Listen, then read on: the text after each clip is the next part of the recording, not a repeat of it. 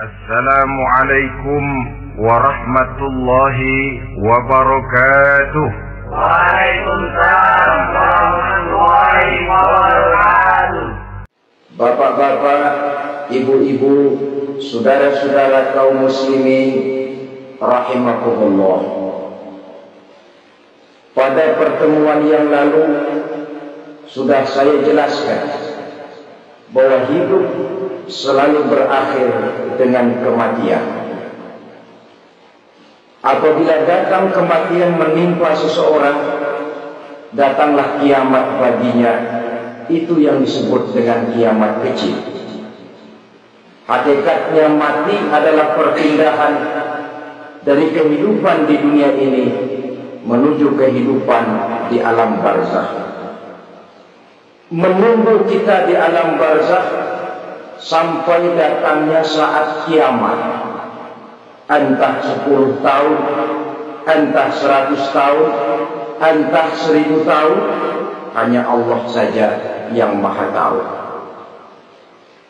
Adapun orang-orang beriman yang melakukan amal kebajikan dalam kehidupan di dunia ini, masa penantian yang lama di alam barzakh buat mereka sebentar saja. Tetapi bagi orang-orang kafir yang ingkar, yang tidak beriman kepada Allah, yang hidup di dunia cuma menumpuk-numpuk dosa, tentu penantian di alam barzakh akan merupakan waktu yang sangat lama. Bukankah dalam kehidupan kita waktu itu memang relatif? Contoh misalnya, bagi pemuda-pemudi yang sedang duduk asyik memadu cinta, waktu 4-5 jam saja rasanya cuma 4-5 menit, tenggelam oleh keasikan. Tapi buat orang yang berbaring di rumah sakit, meratap di balik-balik apa itu tembok derita kata lagu,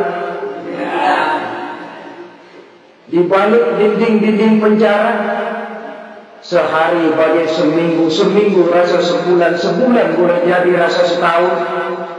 Penantian yang sangat lama. Kapan kiamat itu akan datang? Ini rahasia Allah. Jangankan kita yang orang awam, baginda Nabi sendiri tidak diberitahu oleh Allah kapan kiamat itu akan terjadi. Tetapi sungguh pun demikian, banyak hadis-hadis yang menjelaskan ciri atau tanda-tanda datangnya kiamat. Nah, kalau sudah bicara soal tanda kiamat itu ada dua. Pertama yang disebut alamatus sughra, tanda-tanda kecil. Ini waktunya masih ada tenggang. Ada yang dinamakan alamatul kubra, tanda-tanda besar. Artinya kiamat sudah diambang pintu. Apa tanda-tanda kecil dari datangnya hari kiamat itu? Misalnya kata Nabi, apabila ilmu sudah diangkat oleh Allah, artinya apabila ulama sudah banyak wafat, minat orang belajar agama berkurang, lalu kebodohan nampak merajalela di mana-mana, zina dikerjakan secara terbuka, minuman-minuman keras jadi kebanggaan, itu termasuk di antara tanda-tanda kecil terjadinya hari kiamat. Apalagi misalnya iza waladatil ammatu rabbataha, apabila budak sudah melahirkan tuan. Apa maksudnya? Ada yang mentafsirkan apabila anak sudah bisa membudaki orang tuanya. Orang tua yang melahirkan dia, yang membesarkan dia, demi setelah si anak besar jadi orang berpangkat, bertitel, berharta, berkedudukan, jadilah orang tua itu budaknya. Sehingga sering dibilang kalau orang tua kaya, anak jadi raja. Tapi kalau anak yang kaya, orang tua sering jadi budak. Apalagi munculnya fitnah yang bergelombang, timbul perang antara dua bangsa yang besar. Waktu berjalan terasa sangat pendek sekali. Itu merupakan tanda di antara tanda-tanda kiamat.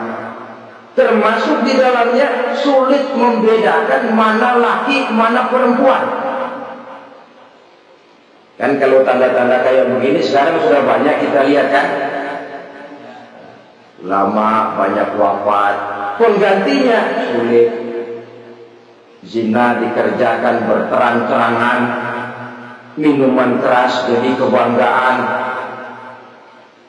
Banyak anak membudaki orang tuanya, sulit membedakan mana laki, mana perempuan. Kadang-kadang dari belakang kita lihat perempuan benar, begitu kita colek tengok jenggotan.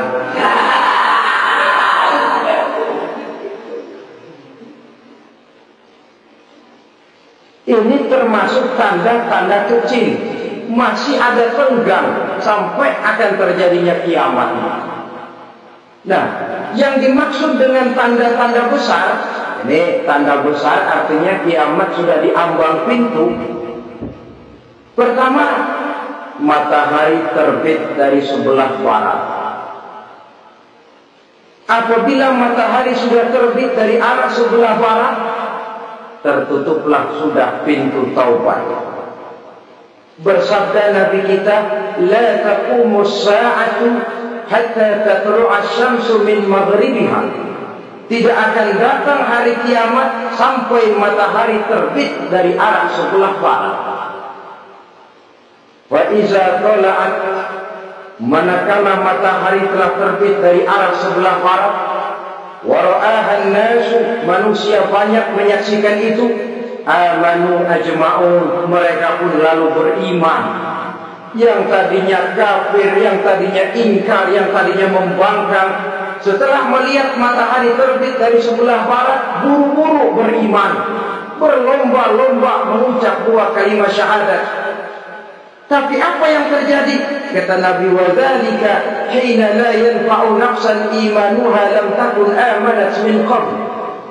Hari itu adalah hari yang iman sudah tidak berguna lagi bagi seseorang apabila sebelumnya memang dia tidak pernah beriman.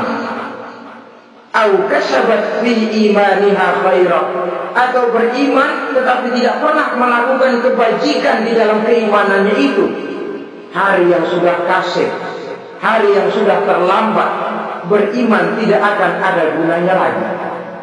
Ini pelajaran buat kita. Sebelum sang surya terbit dari sebelah barat, sebelum nafas sampai di tenggorokan, artinya pintu taubat masih terbuka. Kalau dua hal itu sudah terwujud, nafas sudah sampai di kerongkongan, atau matahari sudah terbit dari arah sebelah barat, tertutuplah sudah pintu taubat. Tak ada lagi gunanya pangkat, jabatan, harta, bahkan beriman pun dalam suasana macam itu. Tuleh, kata orang Kulon. Sudah terlambat. Matahari terbit dari arah sebelah barat. Itu tanda besar, artinya kiamat sudah di ambang pintu. Lalu apa lagi tanda besar? Munculnya Dajjal. Dajjal artinya pendusta-pendusta yang menyesatkan manusia. Ada dua macam Dajjal, saudara. Ada Dajjal kecil, ini Dajjal kelas teri. Kalau ini sejak zaman Rasulullah sudah ada itu. Tiap zaman ada. Di zaman Rasulullah misalnya ada yang bernama Aswad al-Unsi dari Yaman. Ada yang namanya Musailamah al-Kazzab dari Yamama. Ada yang namanya Ibnu Sayyad dari Madinah. Ini Dajjal-Dajjal di zaman Rasul. Musailamatul Kazzab memproklamirkan diri jadi nabi dia. Di zaman Rasul masih hidup. Ini Dajjal zaman Nabi. Di zaman sahabat muncul Dajjal-Dajjal. Di zaman kita sekarang ini Dajjal-Dajjal pun gentayangan. Dajjal-Dajjal kelas seri. Kerjanya mendustakan manusia, menyesatkan manusia, memalingkan manusia dari jalan yang benar dan diridhoi oleh Allah Subhanahu wa taala. Adapun yang merupakan tanda besar dari datangnya kiamat, Dajjal-Dajjal kelas kakap. Pembohong-pembohong besar yang menyesatkan masyarakat manusia berpaling dari jalan Allah mengikuti jalan mereka. Apa sih ciri Dajjal itu? Kata Nabi dalam hadis Bukhari Muslim, Inna Dajjal, sesungguhnya yang namanya Dajjal itu yakhruju, satu saat akan muncul mendekati hari kiamat. Wa inna ma'ahu ma'an, si Dajjal ini membawa air,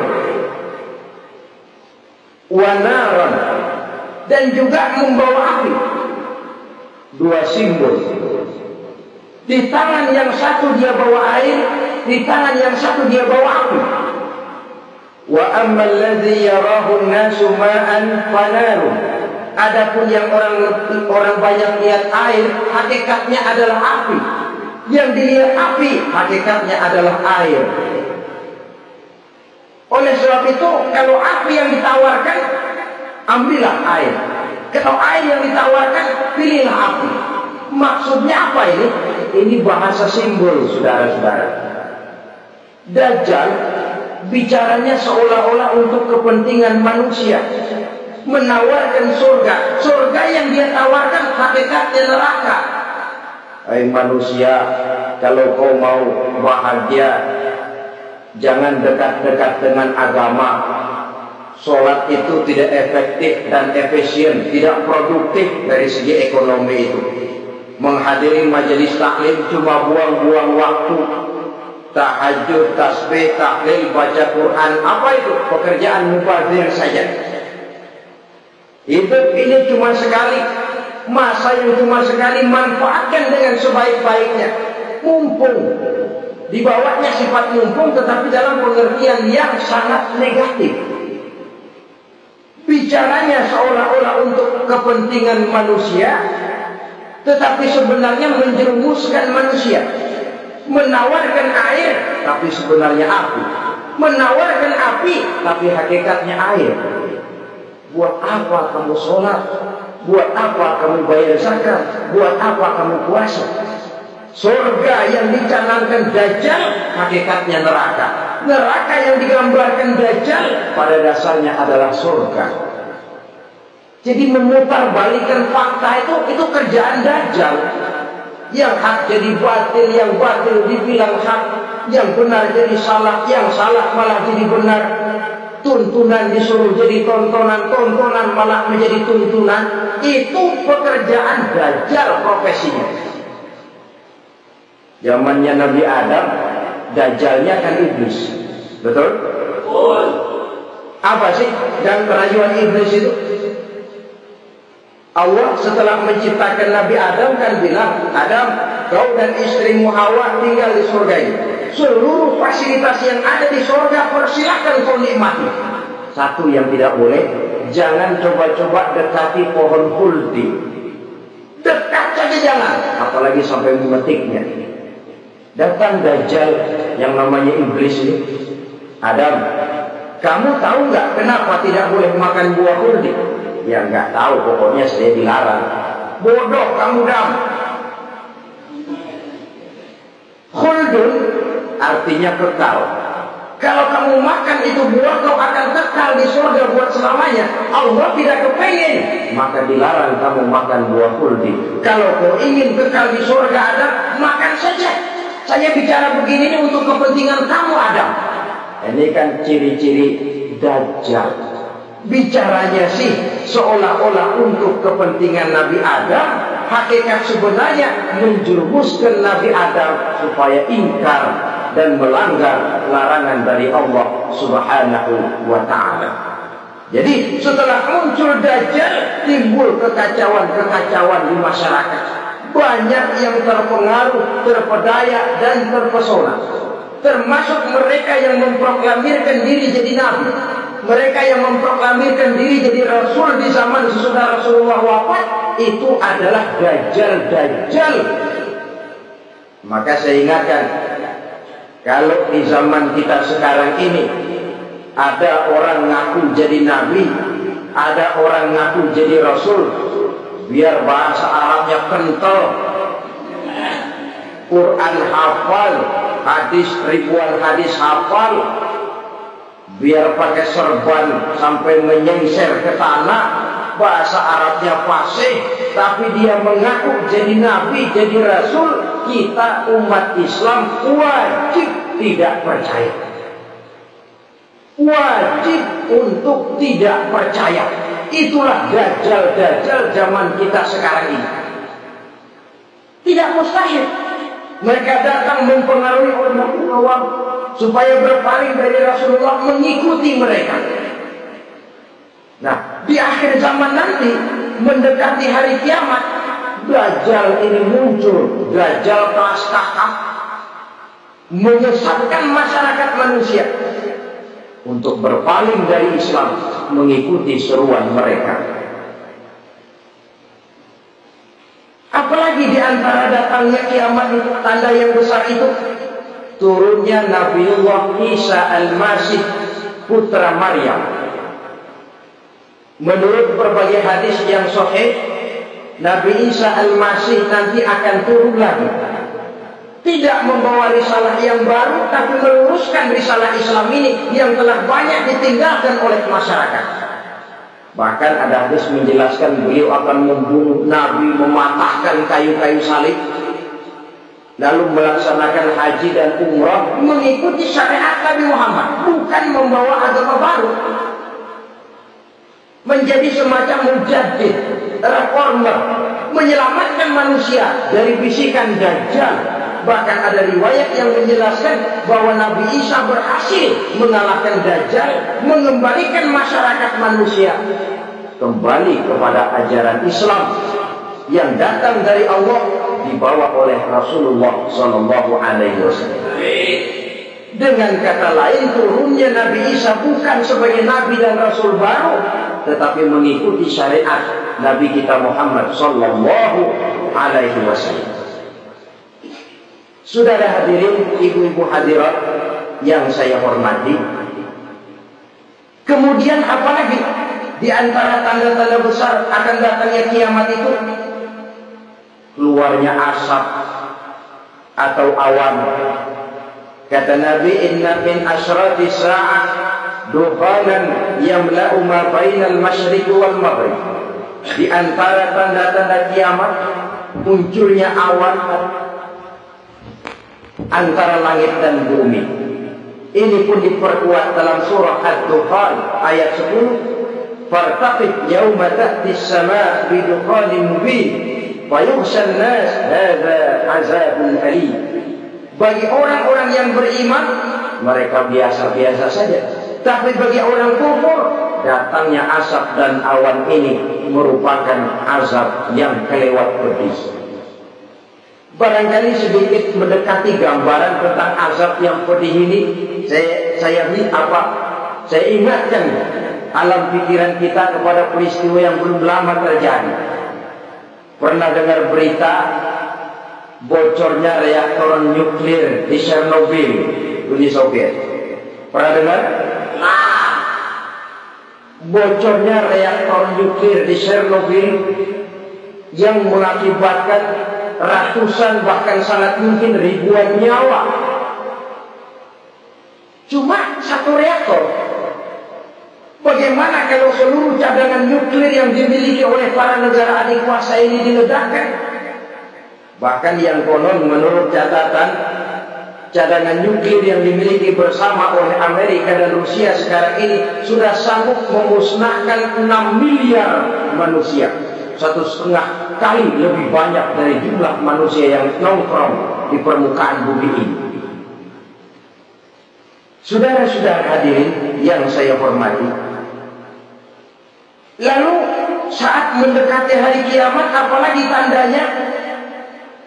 Setelah Nabi Isa wafat, pada saat turunnya yang kedua kali, lalu Allah meniupkan angin sejuk. Semua orang-orang beriman, orang-orang baik wafat, sehingga penghuni bumi ini cuma tinggal lagi terdiri dari orang-orang kafir. Tidak ada lagi di bumi ini yang bisa mengucapkan Allah. Ya, dalam hadis qudsi itu ada keterangan, Innallaha azza wa jalla yaqulu li Israfil. Allah pernah pesan kepada malaikat Israfil. Kata Allah, Israfil, idza sami'ta qailan yaqul Allah Allah fa akhirin nafah 40 sanatan ikraman liqailha. Hai Israfil, apabila kau dengar di permukaan bumi masih banyak orang yang mengucapkan Allah Allah, maka tunda sangkakala kiamat itu 40 tahun. Untuk apa? Ikraman liqailha, menghormati orang yang mengucapkan Allah Allah itu. Wah, jadi karena sekarang masih banyak yang mengucapkan Allah, besar hatilah kita, masih jauh kiamat itu. Tapi jangan lupa, kiamat pribadi, kiamat kecil itu yang gak kita sangka-sangka. Ajal datang mencabut nyawa, itu kiamat pribadi. Dan itu yang pasti kita hadapi. Dan itu yang membuat kita tidak boleh bersikap main-main di dalam kehidupan sekarang ini. Saudara hadirin yang saya hormati, tidak ada lagi orang-orang muslim. Seluruh penduduk dunia ini kafir. Lalu tercipta struktur sosial yang berlandaskan prinsip hidup semau gue. Bakal terjadilah prinsip di mana yang kaya menyantap yang miskin, yang kuat menindas yang lemah. Hidup sudah bagaikan di rimba belantara. Berlaku hukum rimba. Siapa yang kuat dia yang menang, siapa yang lemah menjadi mangsa. Timbul kekacauan, maksiat merajalela, muntarak menjadi-jadi. Sehingga isi bumi ini penuh dengan segala macam perbuatan dosa. Tidak ada perlunya lagi alam diperpanjang temponya. Datang saat yang sudah dijanjikan oleh Allah Azza wa Jalla, maka terjadilah yang disebut kiamat kubra, kiamat besar, kiamat hancur-hancuran. Bagaimana kejadian ini dimulai? Dalam surah Az-Zumar ayat 68, Allah Subhanahu wa taala berfirman, "Wa nufikha fis-suri fasa'iqa man fis samawati wa man fil ardi illa man syaa Allah." Maka manakala ditiuplah sangkakala, terkejutlah seluruh yang ada di langit dan seluruh yang ada di bumi. Bila saat kiamat datang, Allah perintah malaikat Israfil, Israfil, tiup sangkakala. Ditiuplah sangkakala oleh malaikat Israfil. Yang akibat daripada tiupan itu, seluruh yang ada di langit, seluruh yang ada di permukaan bumi terkejut. Yang ada di langit siapa? Malaikat kan. Bayangin aja kalau malaikat kaget, apalagi kita. Terkejut seluruh makhluk yang ada di bumi, yang ada di langit mendengar suara sangkakala itu. Bunyinya tidak sanggup kita bayangkan dahsyatnya. Ledakan nuklir, ledakan neutron, belum apa-apa ketimbang bunyi sangkakala malaikat Israfil. Nah, lalu mendengar bunyi sangkakala ini, gemparlah makhluk, kacaulah alam. Bumi gempar, planet-planet bertabrakan, gunung meletus, air laut tumpah ke darat, angin topan bertiup, halilintar menyambar. Lalu semua yang bernama hidup mati total. Mati bareng tanpa persiapan. La haula wala quwata illa billah. Saya kadang-kadang dalam tafakkur bermohon, ya Allah, mudah-mudahan saya nggak nemuin kiamat beneran. Ngeri, nggak bisa kita bayangkan macam apa suasana seperti itu. Allah saja banyak memberikan gambaran, misalnya Al-Qari'ah, wa mal Qari'ah, wa ma adraka mal Qari'ah. Kejadian yang menggemparkan. Tahukah kamu apa kejadian yang menggemparkan itu? Yauma yakunun nasu kal farasul mabsus wa takunul jibalu kal ihlil manfus. Pada saat itu manusia berterbangan bagai kupu-kupu. Gunung berterbangan seperti kapas ditiup angin. Gunung saja macam kapas, konon lagi manusia. Kematian total, mulai semut sampai gajah mati, jin mati, iblis mati, malaikat mati, malaikat saja mati. Saudara hadirin yang saya hormati, kematian total yang tanpa persiapan. Orang bilang, Pak, kalau mati bareng begitu yang repot malaikat maut dong ya. Cabut sana, cabut sini. Itu kalau menurut logika kita, mestinya begitu menurut logika. Tapi logika kita yang nggak perlu serepot itu. Sebab untuk mematikan listrik di wilayah DKI, di wilayah Jakarta, nggak perlu tiap rumah didatengin, matiin, ya lama. Cukup dari kantor pusatnya saja PLN, tekan satu tombol, gelaplah seluruh Jakarta. Saudara hadirin yang saya hormati, kematian total. Lalu setelah kematian total, planet-planet juga mati, dalam arti tidak bergerak dan beredar. Angin mati, dalam arti tidak bertiup. Air mati, dalam arti tidak ada riak gelombang. Pokoknya semua mati. Kullu nafsin za'iqatul maut, semua yang bernapas mati. Dalam ayat lain, kullu man 'alaiha fan, semua yang ada di permukaan bumi fana. Yang kekal cuma Allah Subhanahu wa ta'ala. Yang paling belakang mati malaikat maut dan malaikat Israfil. Tapi mati juga sesuai dengan janji Allah. 40 lamanya. Tidak dijelaskan oleh Abi Hurairah 40 jam, apa 40 hari, apa 40 tahun. Hadis-hadis cuma menyebutkan 40 saja. Sunyi alam yang tinggal cuma Allah saja lagi. Ketika itu Allah berseru-seru, katanya, limanil mulkul yawma. Siapa para penguasa hari ini? Mana itu raja-raja dan penguasa yang dulu mengaku jadi Tuhan? Fir'aun. Mana Fir'aun sekarang? Yang dulu jadi raja, merasa berhasil, sombong, lalu tidak mau turun-turun dari kekuasaannya, sampai kepada puncak kekurang ajarannya mengangkat diri jadi Tuhan. Mana itu Fir'aun? Namrus. Mana sekarang Namrus? La ilaha illa ana. Ternyata tidak ada Tuhan lain selain daripada aku, kata Allah.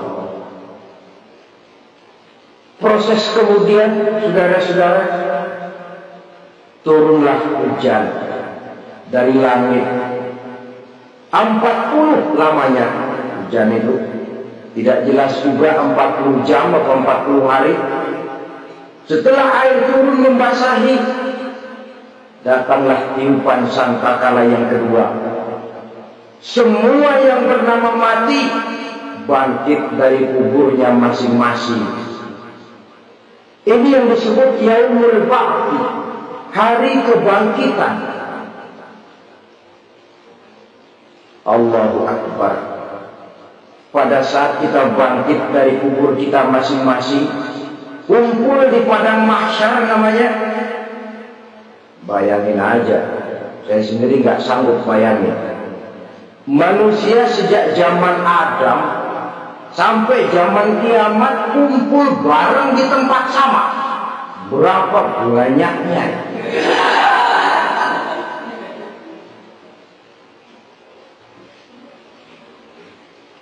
Dan yang luar biasa menurut satu riwayat, pada saat bangkit itu, Masya Allah, roman muka kita berubah, disesuaikan dengan amalan kita waktu di dunia ini. Barang siapa yang waktu di dunia amalannya itu amalan tikus, di akhirat nanti dia bangkit dari kubur, mukanya seperti muka tikus. Gagah betul badannya, tapi mukanya seperti tikus. Kenapa? Amalannya waktu di dunia seperti amalan tikus. Apa amalan tikus itu? Suka ngegeragoti barang yang sudah disimpan rapi-rapi. Orang sudah simpan uang rapi-rapi, simpan perhiasan rapi-rapi, digeragoti oleh tikus. Maling-maling, pencoleng-pencoleng, koruptor-koruptor, itu nanti di akhirat nanti kita lihat mukanya seperti muka tikus. Oh, ini waktu di dunia suka nyolong, hanya seperti muka tikus. Barang siapa yang waktu di dunia ini amalannya itu amalan macan, dia akan bangkit nanti mukanya seperti muka macan. Apa amalan macan? Macan itu amalannya menang-menangan. Orang yang mau menang saja, nggak mau mengalah. Coba lihat di hutan. Kenal hutan nggak? Di hutan, raja hutan di mana-mana pasti macan. Betul kan? Betul. Padahal hutan belum pernah bikin pemilihan umum.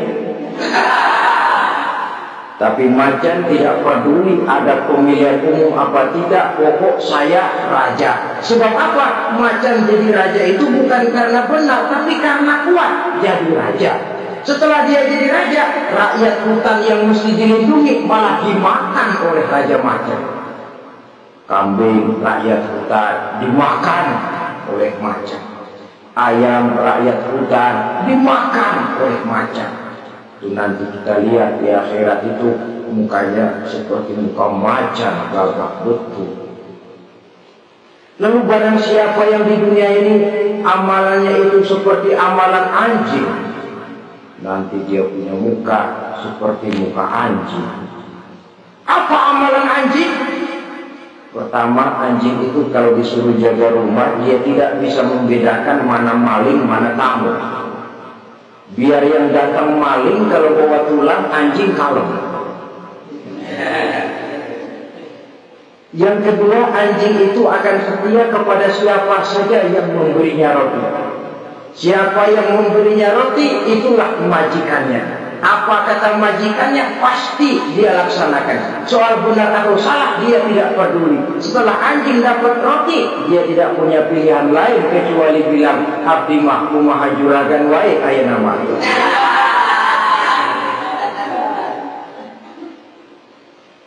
Saudara hadirin yang saya hormati, berkumpul di padang mahsyar, tiap orang sibuk dengan persoalannya masing-masing. Matahari waktu itu didekatkan oleh Allah, panas luar biasa. Ada yang saking panasnya itu mencucurkan peluh keringat sampai sebatas mata kakinya. Ada yang keringatnya sampai sedengkulnya.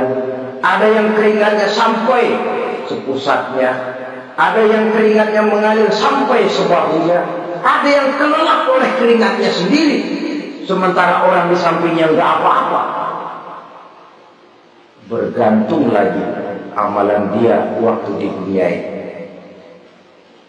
Saudara-saudara, sebagian orang dalam kepanikan padang mahsyar berombong-rombong datang mereka menghadap Nabi Adam. Ya Adam, anta abul bashar. Hai Adam, Tuhan adalah bapak moyang manusia. Kami sebentar lagi akan disidang, dimintakan pertanggungjawab. Tolonglah kami, hai Adam. Kata Nabi Adam, jangankan nolongin sampean, saya sendiri tanggung jawab di hadapan Allah ketika dulu tidak boleh makan khuldi, saya serobot. Sudahlah, urus diri masing-masing saja, nafsi. Begitu kata Nabi Nuh, begitu kata Nabi Ibrahim. Tiap orang bertanggung jawab sendiri-sendiri. Ketika itulah saudara-saudara, nikmatnya menjadi umat Nabi besar Muhammad Sallallahu Alaihi Wasallam. Sebab apa?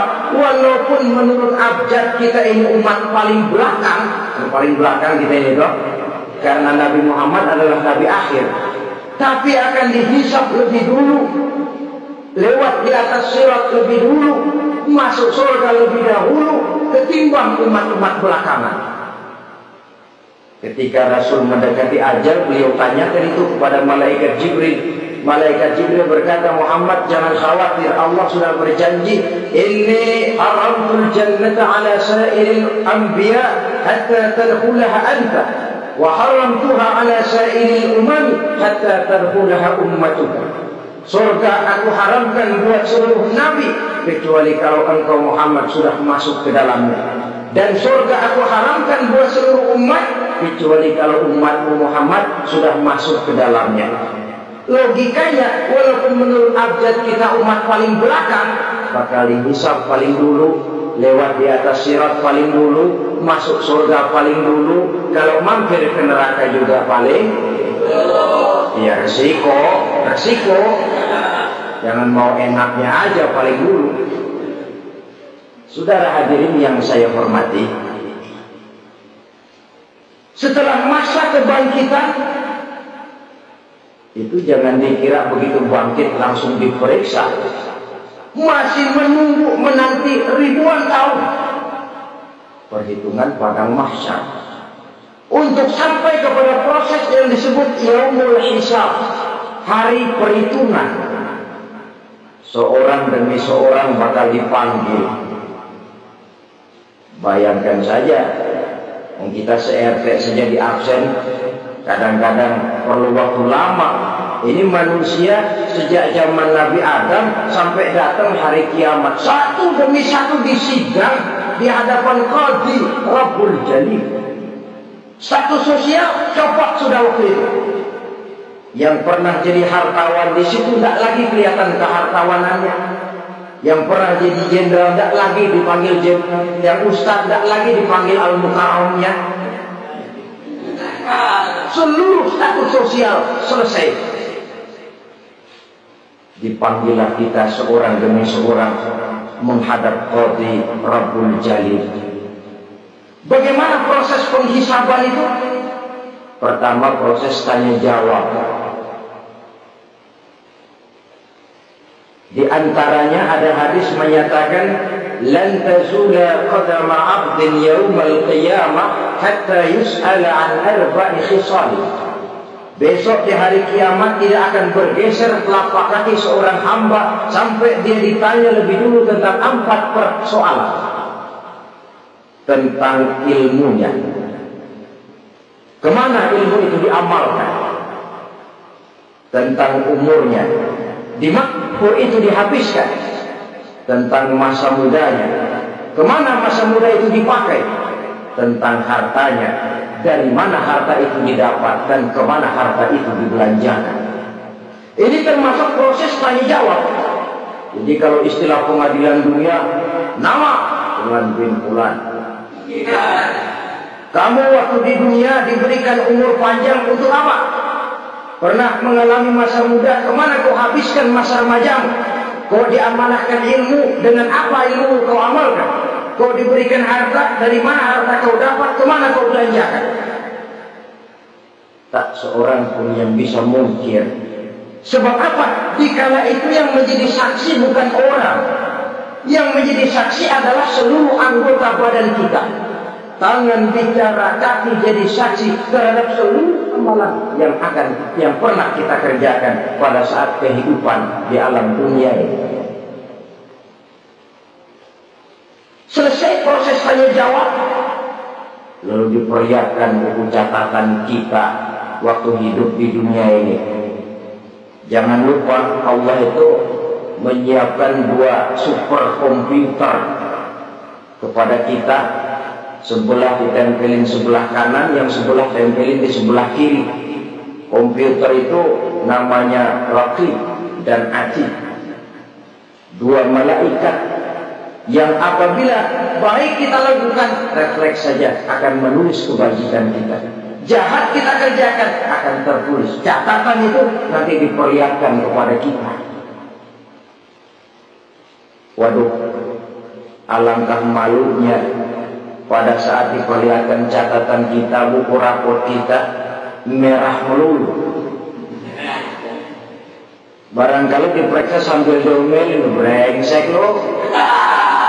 Buku merah melulu begini bagaimana waktu hidup di dunia?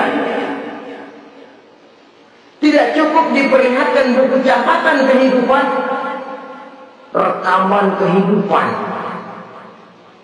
Rekaman kehidupan kita secara utuh sejak terlahir sampai ajal datang merenggut nyawa. Barangkali mirip dengan video sekarang ini, di mana terekam dengan baik seluruh kegiatan kita sejak yang sekecil-kecilnya sampai kepada yang sebesar-besarnya. Untuk kemudian kita pun menerima balasan. In khairan fa khairun wa in syarran fa syarrun. Kalau baik ya baik balasannya, kalau jahat ya jahat juga balasannya. Catatan-catatan kita diberikan. Kalau banyak kebajikannya diberikan di tangan kanan dengan cara yang halus. Kalau banyak kejahatannya diberikan dari sebelah kiri atau dilempar dari belakang.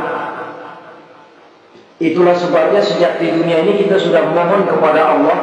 Ketika berwudu membasuh tangan kanan, apa kita bilang? Allahumma a'tini kitabi biyamini wa hasibni hisaban yasira. Ya Allah, berikan saya kitab di tangan kanan, dan kalau saya memang perlu dihisab, hisablah saya yang seringan-ringannya.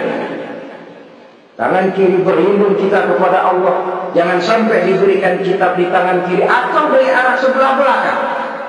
Wa a'udzubika an tu'tiya kitabi bishimali aw min wara'i zuhri, dari arah sebelah belakang. Na'udzubillah min dzalik.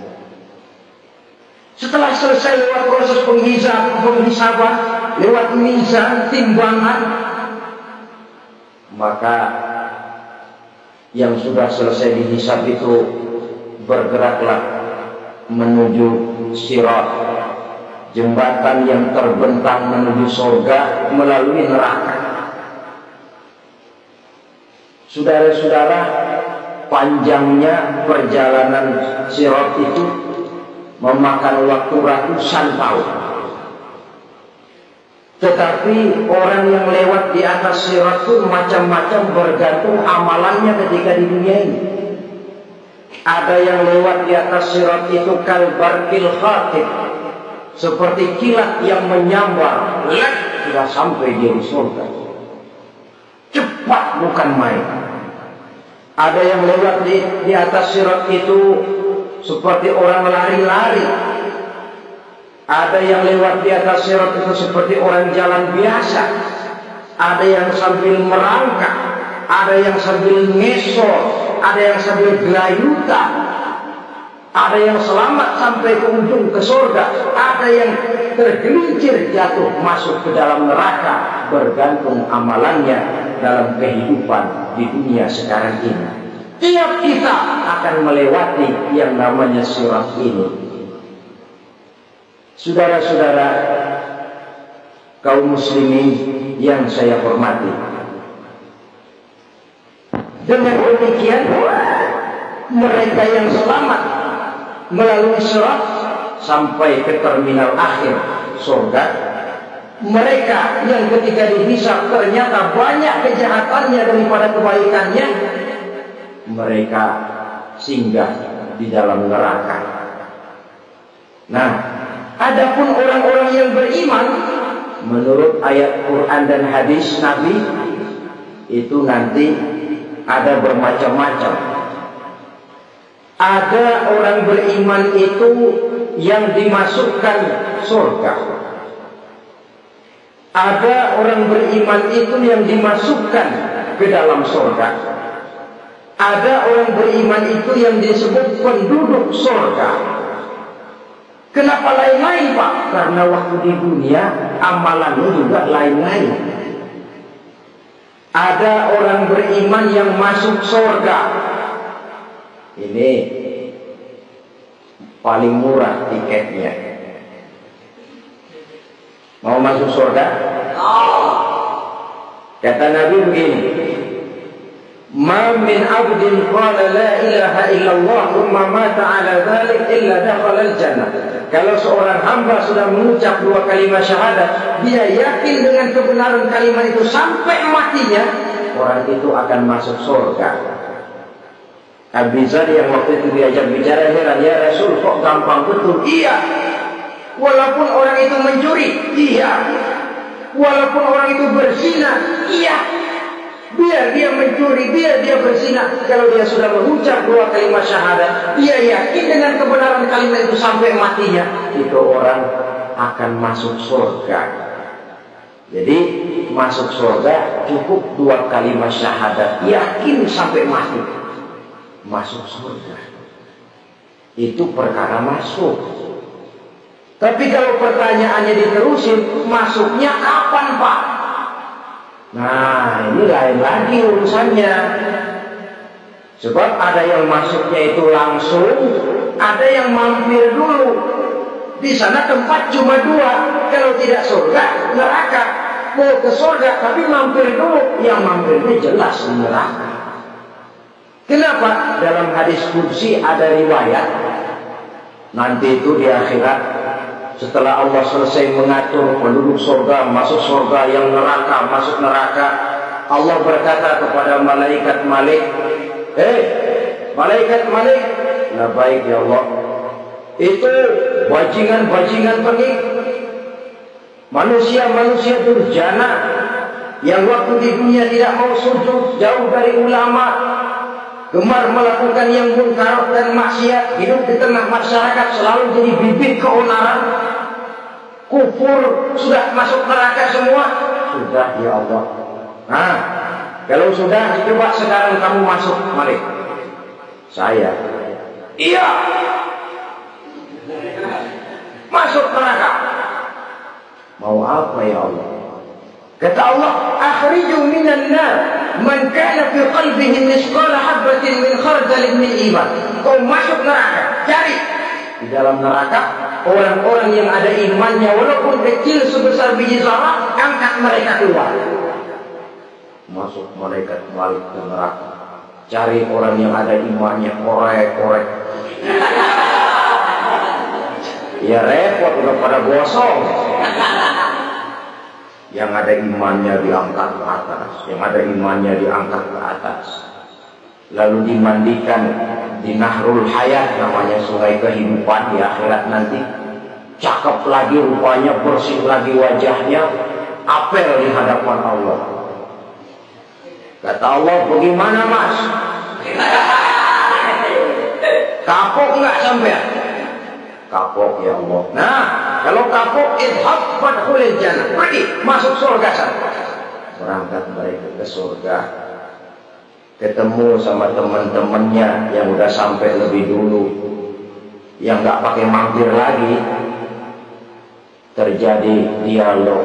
Kata teman-temannya yang udah pada nyampe duluan, "Mas, iya, emang baru sampai?" "Oh, saya baru sampai." "Memang mampir di mana dulu Mas?"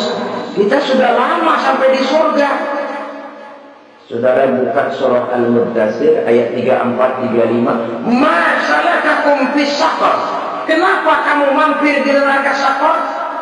Qalu lam naku minal musallin. Mereka menjawab, kami mampir di neraka Saqar, Mas, gara-gara dulunya kami waktu di dunia tidak pernah sholat. Tidak pernah sholat? Tidak pernah. Kan rumahnya dekat masjid, cuma dekat doang, Mas. Sholat mah enggak saya. Tidak pernah kasih makan fakir miskin, tidak pernah hadir di majelis taklim, pendeknya tidak pernah melakukan kebajikan. Maka saya pun mampir di neraka Saqar. Untung betul saya punya iman, Mas, sedikit. Waktu hidup di dunia dulu saya pernah mengucap 2 kalimat syahadat. Sekali-kalinya waktu mau kawin. Masya Allah. Untung saja kawin. Kalau nggak kawin, polos.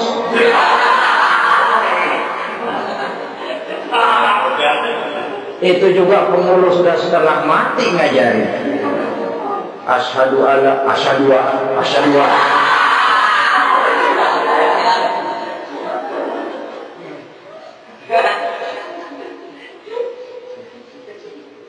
Ini namanya masuk surga.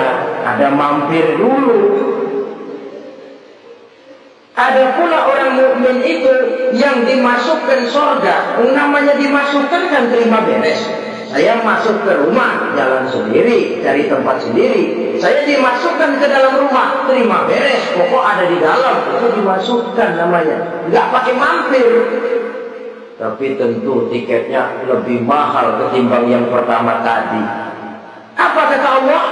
Innal ladzina amanu wa 'amilus shalihat la ukaffiranna 'anhum sayyi'atihim wa la udkhilannahum jannah. Sesungguhnya orang-orang yang beriman kemudian beramal soleh, kami hapuskan segala dosa dan kesalahannya, kami masukkan mereka ke dalam surga. Lihat ayatnya. Allah yang memasukkan, kita yang dimasukkan. Tidak pakai transit, tidak usah mampir. Cuma tidak cukup syahadat, tidak cukup amanu, tapi diiringi dengan wa'amilus shalih. Iman, amal. Tidak cukup syahadat, lalu dibuktikan dia sholat, dia zakat, puasa, lalu dia melakukan berbagai macam kebajikan. Ini yang menyebabkan dia tidak pakai mampir di tempat yang bernama Saqar. Lalu ada pula orang mukmin itu yang disebut penduduk surga. Wah, ini sudah fit ini. Ashabul jannah, penduduk surga. Siapa mereka? Kata Allah, innal ladzina amanu tsumma istaqamu fala khaufun 'alaihim wa la hum yahzanun ulaika ashabul jannah hum fiha khalidun. Sesungguhnya orang-orang yang beriman lalu istiqamah, tetap dalam melaksanakan perintah Allah, tidak goyah, tidak labil tapi stabil, istiqamah, mereka tidak takut dan tidak bersedih hati. Mereka lah penduduk surga. Iman, istiqamah. Tidak punya duit sembahyang, banyak duit sembahyang, miskin sembahyang, kaya tetap sembahyang, istiqomah. Kadang orang kalau susah rajin ke masjid, banyak duitnya ngelihat masjid melengos. Waktu miskin hamba Allah, setelah kaya jadi hamba harta. Bergeser, tidak ada nilai istiqomahnya. Saudara-saudara, dengan begitu penduduk neraka itu dua. Ada penduduk permanen, ada penduduk yang semi permanen. Yang semi permanen orang-orang beriman yang mempunyai dosa besar. Mereka masuk ke neraka untuk menerima azab sesuai dengan dosanya. Bila selesai masa azab itu, mereka akan diangkat untuk ditempatkan kembali ke dalam surganya Allah Subhanahu wa ta'ala. Nah, dikala itulah saudara-saudara, ada yang disebut syafaat dari Rasulullah Sallallahu Alaihi Wasallam. Tapi tentu jangan lupa syafaat ini ibarat kain menambal dia. Kita punya kain bolong-bolong sedikit, syafaat yang menambal. Sholat kita ada kurang dikit, sedekah kita ada campur riak dikit, amalan kita ada tidak karena Allah dikit, kita berharap syafaat. Jadi biarlah kain masih bolong-bolong, yang penting punya kain. Tapi kalau kainnya tidak ada, yang ditambal apanya? Sholat tidak, puasa tidak, zakat tidak, berharap syafaat saja, terlalu berlebihan itu. Saudara hadirin yang saya hormati, apabila selesai proses penghisaban, proses penghitungan, maka dikala itulah manusia terbagi dalam dua kelompok besar. Fariqun fil jannah wa fariqun fis sa'ir. Sekelompok orang-orang beruntung yang masuk ke dalam surga, dan sekelompok lagi masuk ke dalam neraka. Akan memakan waktu untuk menceritakan sifat surga dan neraka, tapi insya Allah pada kesempatan pertemuan lain saya sampaikan. Namun sebagai gambaran umum cukuplah saya sampaikan sebuah hadis qudsi. Allah jelaskan, a'dadtu li'ibadiyas salihin ma la 'ainun ra'at wa la uzunun sami'at wa la khatara fi qalbil bashar. Aku sediakan buat hamba-hambaku yang soleh, yang tidak pernah terlihat oleh mata, tidak pernah terdengar oleh telinga, dan belum pernah terdetik dalam hati manusia. Jadi kenikmatan surga belum pernah dilihat mata, belum pernah didengar telinga, belum pernah terdetik dalam hati. Pedihnya azab neraka belum pernah terlihat mata, belum pernah terdengar telinga, belum pernah terdetik dalam hati. Saudara hadirin yang saya hormati, oleh karena itu sebagai uraian akhir daripada kiamat ini, marilah sama-sama kita memanfaatkan hidup dengan sebaik-baiknya, supaya jangan timbul penyesalan di hari kemudian nanti. Mudah-mudahan kita seluruhnya diselamatkan Allah dari azab neraka dan mendapat surga dan ridhonya. Sekian dan demikianlah pertemuan kita kali ini. Terima kasih banyak atas segala perhatian. Mohon maaf atas segala kekurangan. Usikum wa nafsi bitaqwallah. Wassalamualaikum warahmatullahi wabarakatuh.